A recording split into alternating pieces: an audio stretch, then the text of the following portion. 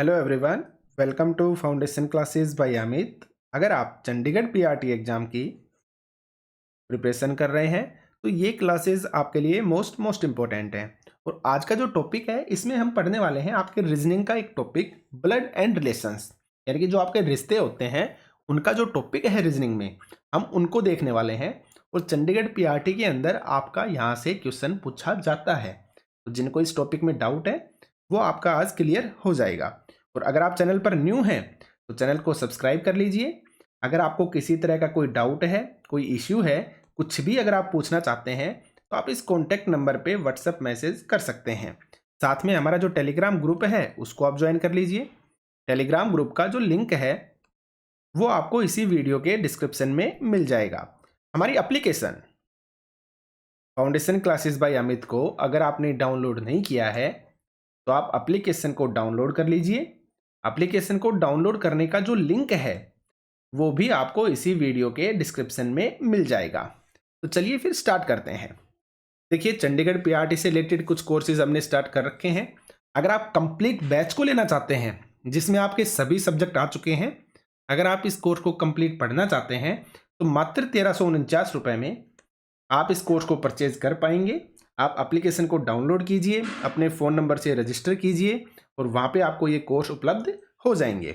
और अगर आप सिर्फ 6 सब्जेक्ट को पढ़ना चाहते हैं जिसमें आपके social science, science, Hindi, English, reasoning और जनरल अवेयरनेस यानी कि आपके जीए का पोर्शन, अगर आप इन 6 सब्जेक्ट को पढ़ना चाहते हैं तो मात्र 699 रुपये में ये कोर्स आपको मिल जाएगा, जिसमें विद पीडीएफ आपको सभी चीज़ें मिलेंगी। जैसे आज मैं रीजनिंग का आपको टॉपिक करवा रहा हूँ तो रीजनिंग के जितने भी टॉपिक्स आपके जो एग्जाम में आएंगे ना, तो उसमें आपको वीडियोस मैं आपको समझा दूंगा। देन साथ में कम से कम 70 से 80 क्वेश्चंस हर टॉपिक के आपको पीडीएफ की फॉर्म में प्रोवाइड करवाए जाएंगे, ठीक है, ताकि आप ज़्यादा से ज़्यादा उनकी प्रैक्टिस कर सकें। और जहाँ पे भी आपको डाउट आएगा ना, तो हम एप्लीकेशन के अंदर लाइव सेशन लेते हैं, तो वहाँ पे लाइव मैं फेस टू फेस आपसे बात करूंगा और उन डाउट्स को हम क्लियर करेंगे, ठीक है। तो अगर आप इस कोर्स को परचेज करना चाहते हैं तो मात्र 699 रुपये में आप इस कोर्स को प्राप्त कर सकते हैं। तो चलिए अब स्टार्ट करते हैं आज के सेशन को, ब्लड एंड रिलेशंस। इस टॉपिक को पढ़ने से पहले आपको कुछ चीज़ों के बारे में जानना होगा जो आपके बेसिक्स हैं, ठीक है। अब आपके जो रिश्ते और नाते हैं उनको तो आपको पता है, आपके अच्छे से पता है आपको। जैसे आपका भाई के बारे में, आपकी बहन के बारे में, आपके पिता के बारे में, माता के बारे में, ठीक है, आपकी मौसी हो गई, आपके अंकल हो गए, ठीक है, आपके चचेरे जो कजिन्स हैं वो हो गए, यानी कि भाई बहन, चचेरे भाई बहन हो गए, आपके मामा का लड़का हो गया। तो इन सब चीज़ों के बारे में आपको अच्छे से पता होगा, ठीक है। तो लेकिन यहाँ पे मैं आपको कुछ बेसिक चीज़ें बताऊंगा, इस चैप्टर को करते समय आपको याद रखनी है। एक बात याद रखिएगा आप, जैसे मैंने आपको ये बोला कि जो ए है ना वो बी का भाई है, ए बी का भाई है, मान लो मैंने ये चीज बोली है, तो ए बी का भाई का मतलब आप पता है कैसे लिखेंगे, आप इस तरीके से लिखोगे, ए जो है वो क्या है, बी का भाई है। अब आप इसमें कंफर्म क्या है, आपको ए कंफर्म है कि ए क्या है, बी का भाई है, यानी कि ए भाई है, तो भाई को आप लगा लेना प्लस, यानी कि जेंडर के अकॉर्डिंग अगर मेल है तो आप प्लस लगाएंगे और अगर फीमेल है तो आप माइनस लगाएंगे, ठीक है। तो ए के अंदर आपने प्लस लगा लिया। अब जो बी है, बी के बारे में आप श्योर नहीं है, आपको सिर्फ इतना पता है जो ए है ना वो बी का भाई है, तो इसलिए आपने ए के साथ प्लस लगा दिया। और बी के बारे में आपको नहीं पता कि बी भाई है या फिर बहन है, तो बी को आपने ऐसी चीज छोड़ दिया। और देखिए एक चीज और याद रखनी है, ये जो साइन लगाना है ना, ये आपको लगाना है सेम जनरेशन के लिए। जैसे मैंने बोला ना ए बी का भाई है, तो ये दोनों सेम जनरेशन के हो गए ना, तो इसलिए सेम जनरेशन के बारे में जब बात हो आप इस साइन का यूज करना। ये चीज आपको याद रखनी है जो मैं आपको बता रहा हूं, ठीक है। और जब भी फीमेल आए तो आप माइनस साइन का यूज करेंगे, जब भी मेल आएगा आप प्लस साइन का यूज करेंगे, और जब भी आपसे एक जो जनरेशन बड़ी हो या फिर छोटी हो उसके लिए आप अलग साइन का यूज करेंगे। मैं बताऊंगा आपको। जैसे मैंने बोला कि जो ए है वो बी का पिता है, ए बी का पिता है। अब मैंने ये बोला आपको तो सीधा और सिंपल सा है, ए क्या है, बी का पिता है, तो बी को आपने ऐसे लिख लिया। अब बी को लिखने के बाद आप इस तरीके से लिखेंगे, यहां पे लिखेंगे ए, ये जो आपका ए है ना, ए क्या है, बी का पिता है। तो पिता क्या होता है, हमेशा ऊपर होता है ना, बोलते हैं ना बाप तो बाप ही होता है, तो बाप हमेशा क्या होगा, आपके ऊपर होगा। जब हम जो डायलॉग करते हैं ना, तो पिता क्या होगा, आपसे ऊपर होगा हमेशा। तो आप इस तरीके से लिखोगे जनरेशन गैप को, ठीक है। अब यहाँ पे था ए बी का पिता है, तो यानी कि ए बड़ा है, आपके पिता है वो, तो आप ऊपर लगाएंगे और पिता का मतलब क्या हो गया, आपका प्लस साइन हो गया। बी के बारे में आपको फिर भी कुछ नहीं पता, तो जब भी जनरेशन गैप हो ना तो आप इस साइन का यूज करेंगे, इस साइन का यूज याद रखिएगा, ठीक है। सेम जनरेशन गैप हो तो इस तरह आप यूज करेंगे, अगर आपके पास जनरेशन का गैप हो तब आप ऐसे यूज करेंगे, याद रखिएगा आप। और मैंने बोला कि ए जो है वो बी की पत्नी है या बी का पति है, ऐसे मान लीजिए ए जो है वो बी का पति है, आपने ये बोला। तो जब भी पति और पत्नी का रिलेशन होगा ना तो आप इस डबल साइन का यूज करेंगे, डबल साइन को लगाएंगे इस तरीके से। अब इसने क्या बोला था, ए बी का पति है, तो ए क्या है, पति है, तो प्लस आ जाएगा। और बी का पति है, जब एक पति है तो दूसरी क्या होगी, आपकी पत्नी होगी, तो बी के साथ क्या लगा देंगे, आप माइनस लगा देंगे। तो आप इस साइन का यूज याद रखना, ठीक है। जब भी हस्बैंड वाइफ की बात हो तो ये साइन लगाएंगे, जब भी जनरेशन गैप की बात आ जाएगी तो ये साइन यूज करेंगे आप, जब भी सेम जनरेशन के अंदर होंगे तो इस साइन का यूज करेंगे आप, ठीक है, याद रखिएगा। अब देखिए आगे बढ़ते हैं। इसके अलावा आपको क्या याद रखना है भाई, जैसे मैंने ये बोला आपको, ए बी का भाई मैंने आपको बता दिया, ए बी का पिता मैंने आपको बता दिया, और ए बी का पति है, ये चीज भी मैंने आपको बता दी है, ठीक है। अब जैसे मैंने ये बोला कि जो ए है वो बी का पुत्र है, ए जो है वो बी का पुत्र है। अब ए को मैंने पुत्र बना दिया है तो सीधा और सिंपल सा है, बी आपका ऊपर आएगा, ए क्या आ जाएगा, आपका नीचे आ जाएगा, क्योंकि ए क्या है, आपका पुत्र है, तो पुत्र है तो मतलब क्या जाएगा, साथ में प्लस आ जाएगा। तो आपको इस तरीके से चीजों को समझना है, जो बड़ा होगा वो ऊपर लेना है, और जनरेशन गैप के लिए आप इस साइन का यूज करेंगे, हस्बैंड वाइफ है तो आप इस साइन का यूज करेंगे, ठीक है। मेल है तो आप प्लस लगा देंगे साथ में, फीमेल है तो आप साथ में माइनस लगा देंगे।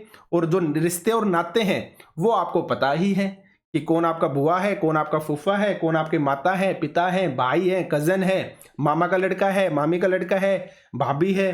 तो ये सारी की सारी चीजें आपको ऑलरेडी पता है, ठीक है। तो अब हम चलते हैं क्वेश्चंस पे, जहां पे कोई नई चीज आएगी मैं आपको क्वेश्चन के थ्रू ही बता दूंगा, ठीक है।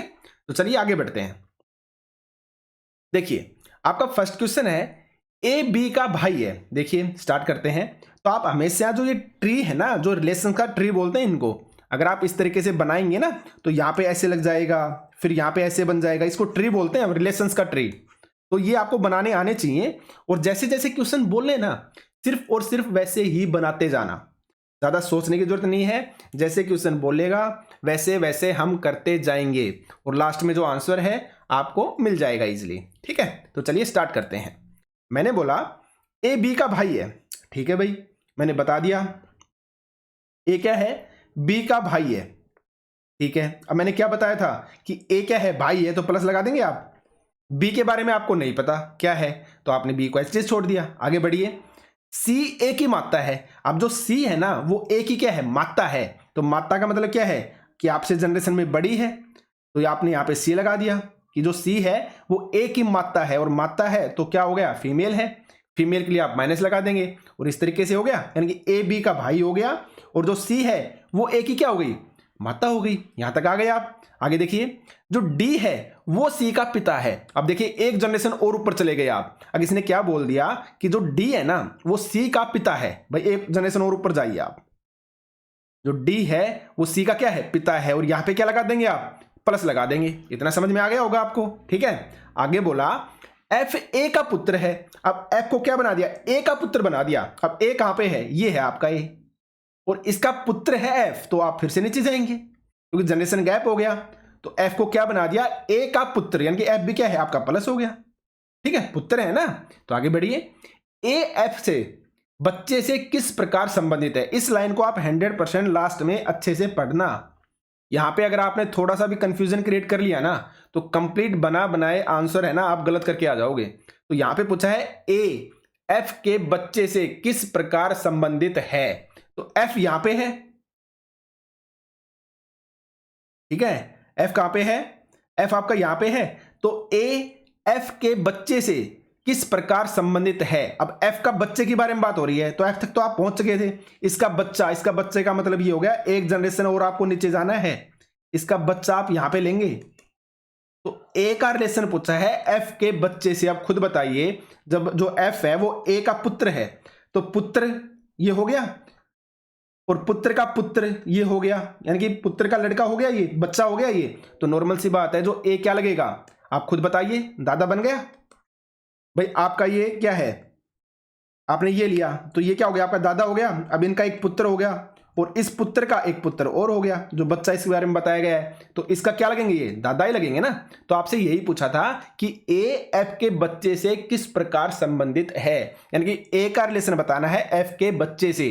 तो एफ यहाँ पे था, इसके नीचे एक जनरेशन और नीचे जाएंगे आप बच्चे के तक, तो बच्चा क्या लगेगा, इसका क्या हो जाएगा, पोता हो जाएगा। और ए के बारे में पूछा कि ए का रिलेशन क्या है, तो ए क्या हो जाएगा, बच्चे का दादा बन जाएगा। सीधा और सिंपल सा आंसर था, ठीक है। और थ्योरी क्लास में कोर्स के अंदर और ही भी डिटेल से हम इनको करेंगे, ठीक है। और वहां पे आपको हर टॉपिक के 70 से 80 क्वेश्चंस मिलेंगे, जिनको आप बहुत ही अच्छे से प्रैक्टिस कर लेना, आपका एक नंबर नहीं कटेगा, याद रखिएगा, ठीक है। आगे बढ़ते हैं। नेक्स्ट क्वेश्चन है आपका, बी का भाई ए है, ठीक है भाई। बी का भाई क्या है, ए है।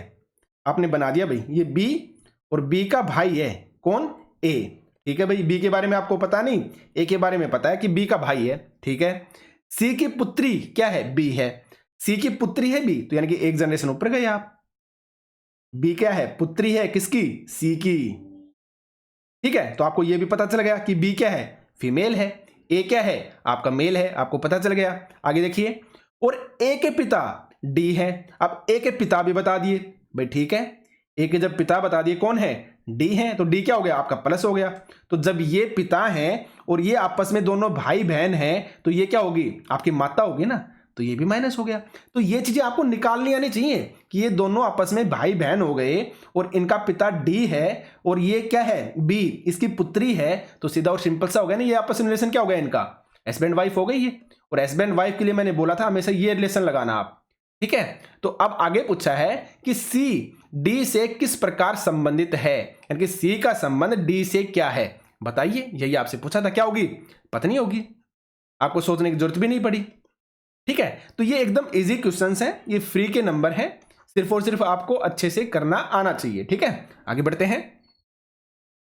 एक लड़की की ओर इशारा करते हुए चेतन ने कहा, वह मेरी दादी की एकलौती संतान की पुत्री है।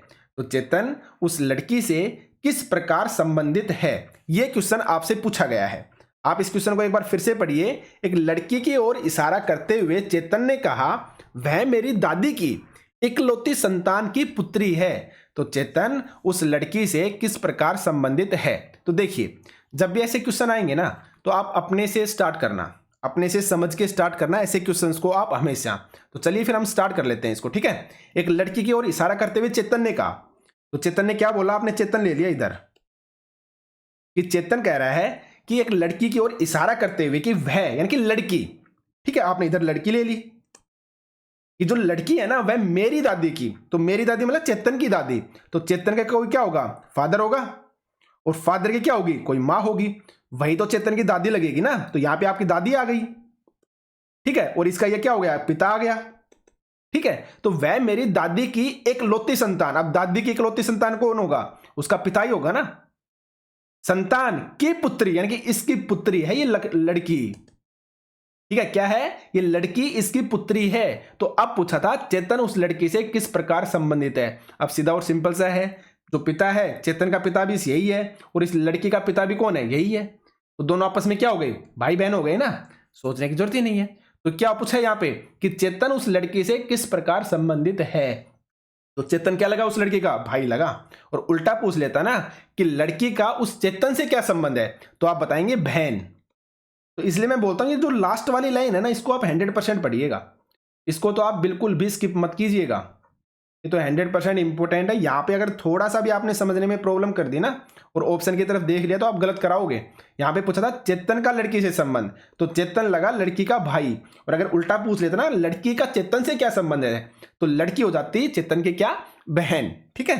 तो आपका करेक्ट आंसर क्या हो जाएगा, भाई आपका करेक्ट आंसर हो जाएगा। आगे बढ़ते हैं। अब देखिए नेक्स्ट क्वेश्चन, दीपक ने एक सज्जन की ओर इशारा करते हुए, और देखिए ये जो क्वेश्चन है ना आपका चंडीगढ़ पीआरटी के अंदर आया हुआ क्वेश्चन है, 2022 के अंदर जो आपका पेपर हुआ था उसके अंदर आपका ये क्वेश्चन आया था, तो आप ये भी याद रखिएगा। तो चलिए स्टार्ट करते हैं फिर। आपका नेक्स्ट क्वेश्चन है, दीपक ने एक सज्जन की ओर इशारा करते हुए कहा, उसका इकलौता भाई, यानी कि उस सज्जन का इकलौता भाई मेरी बेटी के पिता का पिता है। तो सज्जन का दीपक के साथ क्या रिलेशन है, ये आपसे पूछा गया है कि सज्जन का दीपक से क्या रिलेशन है। अब देखिए आपने यहां पे सज्जन ले लिया। अब दीपक ने क्या बोला कि उसका इकलौता भाई, यानी कि सज्जन का इकलौता भाई। ठीक है भाई, आपने सज्जन का इकलौता भाई ले लिया, जो भी है। मेरी बेटी के पिता यानी कि दीपक की बात हो रही है, दीपक की बेटी। ठीक है, दीपक की बेटी नीचे आ जाएगी।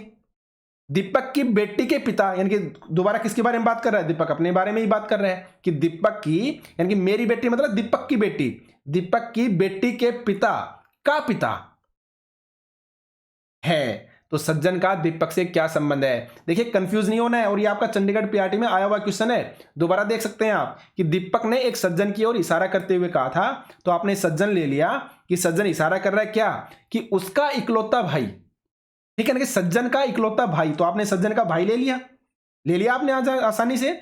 मेरी बेटी के पिता यानी कि दीपक अपने बारे में बोल रहा है कि मेरी बेटी के पिता, तो दीपक की बेटी हो गई। दीपक का बेटी का पिता कौन होगा, दीपक खुद होगा। का पिता है, तो कहने का मतलब क्या हो गया, भाई की जगह आप पिता लिख सकते हैं और इस ट्री को ऐसे कंप्लीट कर सकते हैं। दीपक और दीपक के नीचे क्या आ गई, आपकी बेटी आ गई। इतना समझ गए होंगे आप। तो अब आपसे पूछा था कि सज्जन का दीपक से क्या संबंध है। तो देखिए सज्जन यहां पे था और इसका भाई और ये पिता, तो नॉर्मल सी बात है, ये क्या हो गया, ये पिता है, ये इसका लड़का हो गया। तो पिता का भाई कौन है, सज्जन है। तो पिता का भाई आपका क्या लगेगा, अंकल लगेगा, चाचा ही लगेगा ना। पिता का भाई है वो आपका क्या लगेगा, चाचा ही तो लगेगा। तो भाई यही आपका आंसर था। आंसर क्या हो जाएगा आपका, आंसर नंबर डी। देखिए मैं बार बार लाइंस को इसलिए बोल रहा हूं ताकि मैं आपको अच्छे से समझा सकूं। समझ में आना बहुत ही ज्यादा जरूरी है, और समझ में आ गया तो चीजें आपके लिए बहुत ही ज्यादा इजी हो जाएंगी। ठीक है, इस चीज को आप याद रखिए। तो चलिए आगे बढ़ते हैं। ए बी का पिता है, बी सी की पुत्री है, डी बी का भाई है, एन सी की बहन है, और बी एन से किस प्रकार संबंधित है, यह आपसे क्वेश्चन पूछा गया है। तो चलिए फिर स्टार्ट करते हैं।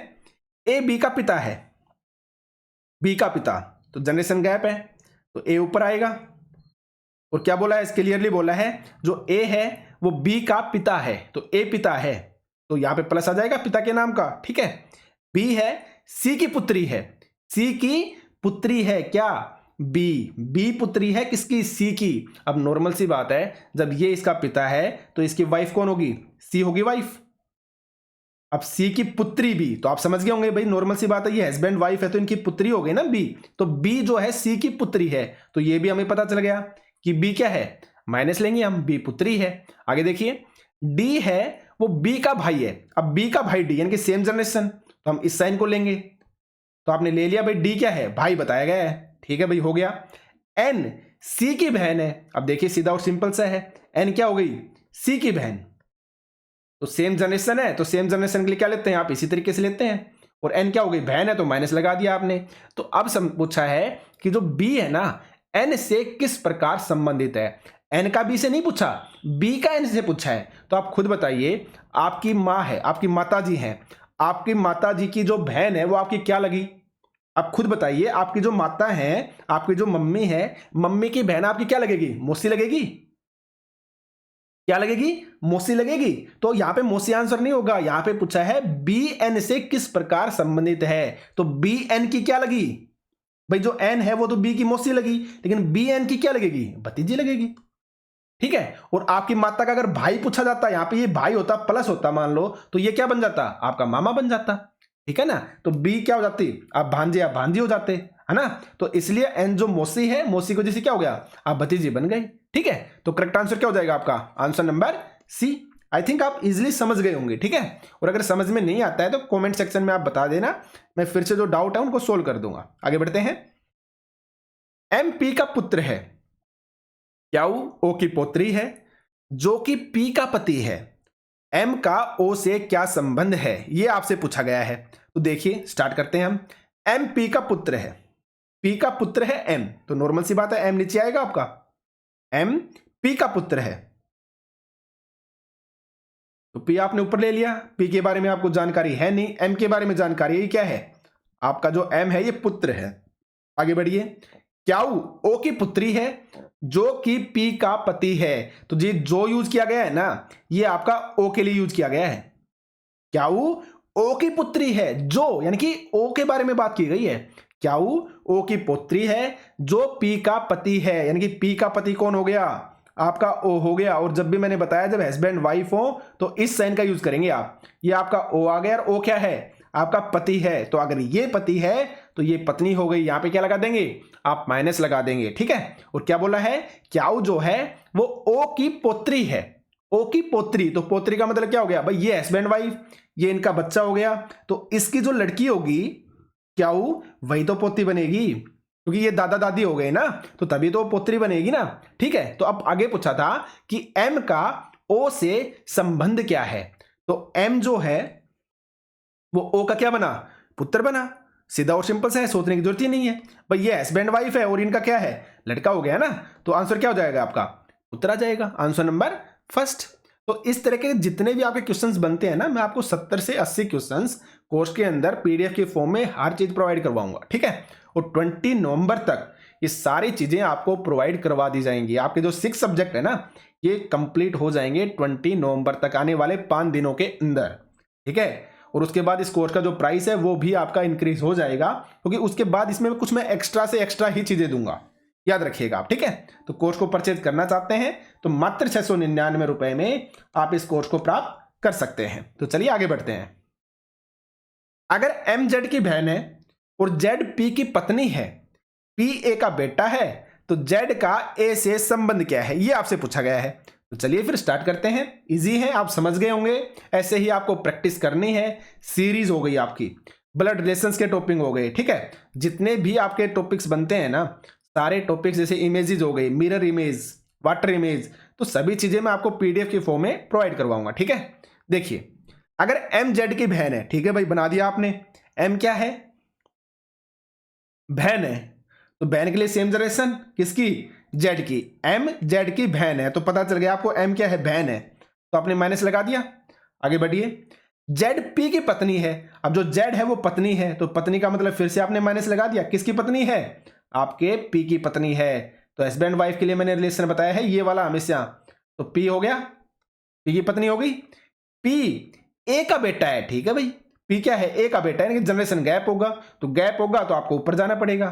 तो जो पी है ए का बेटा है, समझ गए आप। आगे देखिए, तो जेड का ए से क्या संबंध है। अब जेड का ए से संबंध पूछा है, तो सीधा और सिंपल सा हो गया ना, ये आपस में हस्बैंड वाइफ है और ये क्या है, इनके पिता या माता है। कंफर्म नहीं है ये पिता या माता है, यहां पे ये चीज बताई नहीं गई है, सिर्फ रिलेशन पूछा है। तो रिलेशन तो हम बता ही सकते हैं ना भाई, चाहिए पिता हो चाहिए माता हो, चाहे कुछ भी हो, सीधा और सिंपल सा है। जेड का रिलेशन पूछा है कि जेड का ए से क्या संबंध है, तो सीधा और सिंपल सा होगा, ये आपस में हस्बैंड वाइफ है।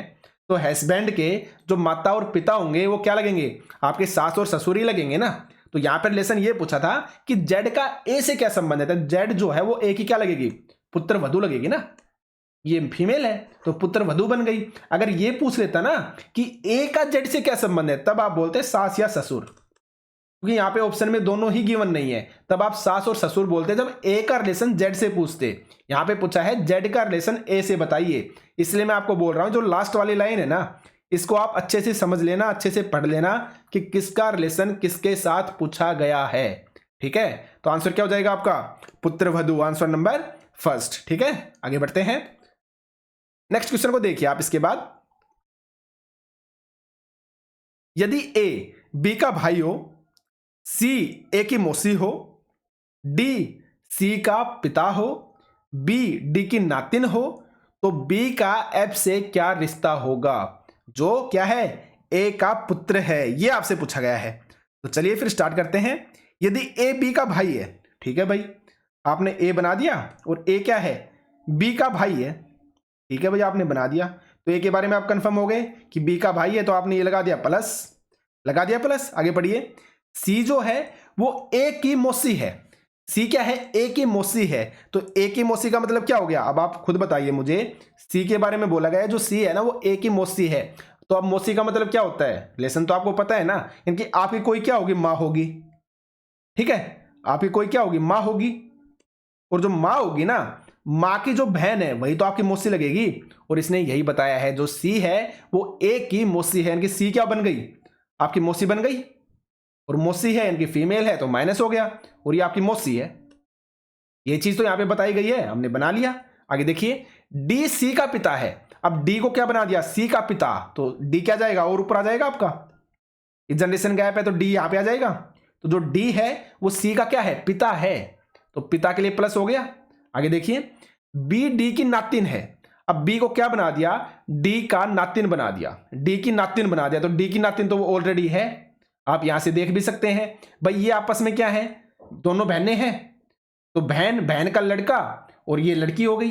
भाई नातिन बता देना तो ये माइनस आ गया, ठीक है, तो ये नातिन हो गया कि दोनों ये भाई बहन, और भाई बहन की मां हो गई, और मां का पिता क्या लगेगा, आप नातिन बन गए ऑटोमेटिक, आपके नाना हो गए ना, तो नातिन बन गए आप। अब आगे ये पूछा है, तो बी का एफ से क्या संबंध है, जो ए का पुत्र है। अब एफ के बारे में बताया है, ये जो आया है ना किसके लिए आया है, एफ के लिए आया है, कि बी का एफ से क्या संबंध है, जो ए का पुत्र है। अब ए का पुत्र बनाना है आपको एफ, तो ये पुत्र है इसलिए प्लस हो गया, और रिलेशन पूछ लिया बी का एफ से क्या रिश्ता है। तो आप खुद बताइए, आपके पिता और आपके पिता की बहन आपकी क्या लगेगी, क्या लगेगी, बुआ लगेगी। समझ गए होंगे, आपके पिता हैं, आपके पिता की जो बहन है वो आपकी क्या लगेगी, बुआ लगेगी। सीधा और सिंपल सा आंसर है।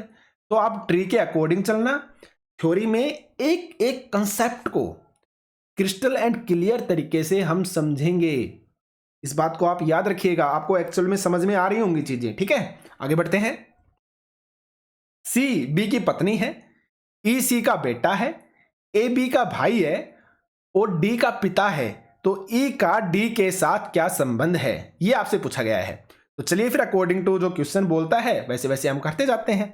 अब यहां पे इसने बोला है कि जो सी है ना, सी बी की पत्नी है, आपने बना दिया भाई, सी को क्या बनाया है, पत्नी बनाया है, किसकी पत्नी, बी की पत्नी। तो मैंने हमेशा आपको बोला है ये वाला जो रिलेशन है ये हमेशा हस्बैंड वाइफ के लिए लगाना है आपको, ठीक है। तो सी पत्नी है तो पत्नी के लिए माइनस आ गया, तो ये पत्नी है ये पति हो गया, इनके प्लस आ जाएगा, ठीक है, यहां तक समझ गई। अब आगे देखिए, ई जो है वो सी का बेटा है, ठीक है भाई, कोई दिक्कत नहीं है। आपने ई को क्या बना दिया, सी का बेटा, तो बेटा है तो प्लस आ गया, जनरेशन गैप है तो आप नीचे लेके आ गए, क्योंकि बेटा है ना तो नीचे जाएगा, बाप होता तो ऊपर लेके जाते आप, तो बेटा है इसलिए नीचे ले आए, ठीक है। आगे देखिए, ए है वो बी का भाई है, ठीक है, कोई दिक्कत नहीं है, अगर सेम जनरेशन गैप है, भाई है तो सेम जनरेशन का है ना, तो ए क्या है, भाई है, तो भाई के लिए क्या बना दिया आपने, प्लस बना दिया। यहां तक आप इजिली समझ गए होंगे। आगे देखिए, ए है वो बी का भाई है, ठीक है, और डी का पिता है, किसका पिता है, डी का पिता, तो यानी कि नीचे आपका डी भी है, डी का पिता है कौन, ए। तो अब आपसे पूछा है कि ई का डी के साथ संबंध बताइए। तो एक बात बताइए, ये दोनों हस्बैंड वाइफ, ठीक है, यानी कि आपके पापा हैं ये, आप ऐसा मानिए, तो आपके पापा के भाई यानी कि आपके चाचा हो गए, तो आपका चाचा का लड़का हो या लड़की हो वो क्या लगेगा आपका, आप यहां पे है तो आपके चाचा जो हैं, चाचा का लड़का है वो आपका क्या लगेगा, सीधा और सिंपल सा है आंसर, क्या लगेगा, आपका कजिन बनेगा ना, चचेरा भाई या बहन बनेगा ना आपका। तो बहन यहाँ पे चचेरा था नहीं, तो चचेरा भाई दे रखा है, तो क्या आंसर हो जाएगा आपका, चचेरा भाई बनेगा आपका। आप समझ गए होंगे ना भाई, ये दोनों आपस में क्या है, हस्बैंड वाइफ है, तो आपने ये मान लिया ये आप हो, ई प्लस ये आप हो, तो आपकी माँ, आपके माँ के पति यानी कि आपके पापा जी, और आपके पापा के भाई ए प्लस यानी कि आपके पापा के भाई, और आपके पापा के भाई का मतलब आपके चाचा जी, और आपके चाचा जी का लड़का या लड़की क्या लगेंगे, आपके चचेरे भाई या बहन ही लगेंगे ना। तो ऑप्शन में चचेरा भाई था, तो आंसर क्या हो जाएगा आपका, चचेरा भाई हो जाएगा, ठीक है। आप समझ गए होंगे मेरे कहने का मतलब। तो आगे बढ़ते हैं, आंसर आपका यही होगा, क्या होगा, चचेरा भाई, आंसर नंबर डी। अब आगे चलिए, अपने से आगे बैठी हुई महिला की ओर देखते हुए अमित ने कहा, वह मेरी पत्नी के पति की बहन है, तो उस महिला का अमित के साथ संबंध क्या है, ये आपसे पूछा गया है कि उस महिला का अमित के साथ संबंध बताइए। और देखिए इस टाइप के जो क्वेश्चंस है ना वही आपके चंडीगढ़ पीआरटी में पूछे गए हैं। अभी हमने जो 4th नंबर क्वेश्चन किया था वो आपके चंडीगढ़ पीआरटी का ही क्वेश्चन था, तो इस टाइप के क्वेश्चंस आपके पास 100% आपको देखने को मिलेंगे, है ना। तो चीजों को आप अच्छे से समझ के कीजिए। तो चलिए फिर स्टार्ट करते हैं। देखिए, अपने से आगे बैठी हुई महिला की ओर देखते हुए अमित ने कहा, अमित क्या कहता है, यहां पे आपने अमित ले लिया, ठीक है। स्टार्ट करते हैं, इसी तरीके से करना है। आपने अमित ले लिया कि अमित ने क्या, वह मतलब महिला, कि वह मेरी पत्नी, ठीक है, यानी कि जो महिला है ना, मेरी पत्नी के पति की बहन है। अच्छे से पढ़िए, ध्यान से पढ़िए। अमित क्या कह रहा है कि वह यानी कि महिला, मेरी पत्नी, जो महिला है मेरी पत्नी यानी कि अमित की पत्नी, ठीक है भाई।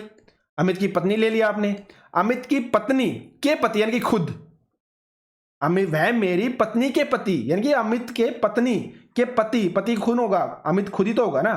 की बहन, की बहन का मतलब ये बहन हो गई, तो कौन है, महिला। यानी कि महिला के बारे में ही अमित बोल रहा है कि जो महिला है वह मेरी पत्नी यानी कि अमित की पत्नी के पति यानी कि अमित खुद, उसकी क्या है, बहन है। यानी कि महिला क्या हो गई, अमित की खुद ही क्या बन गई, बहन बन गई।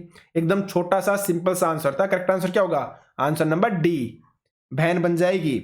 नहीं समझ में आया, मैं फिर से एक बार आपको बता देता हूं। इस टाइप के क्वेश्चन होते हैं उनमें हमेशा कंफ्यूजन होता ही है। आप अच्छे से दोबारा देखिए।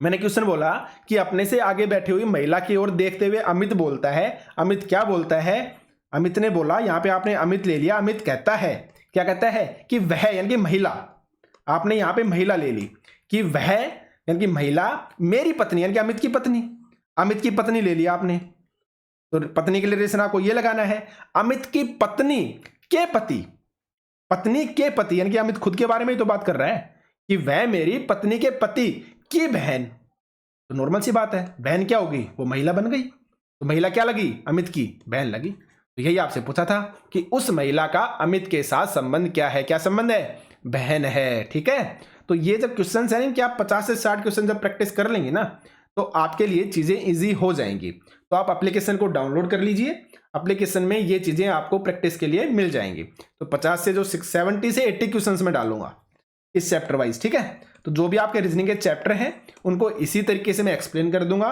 देन उसके बाद प्रैक्टिस के लिए 70 से 80 जो क्वेश्चंस हैं वो भी मैं आपको प्रोवाइड करवाऊंगा। और कोर्स के लिए मैंने आपको बता दिया है कि मात्र 699 रुपये में, और आपको कंप्लीट कोर्स पढ़ना है तो मात्र 1349 रुपये के अंदर आप कोर्सेज को प्राप्त कर सकते हैं, ठीक है। तो आज के सेशन में सिर्फ इतना ही था। आपका बहुत बहुत धन्यवाद, थैंक यू।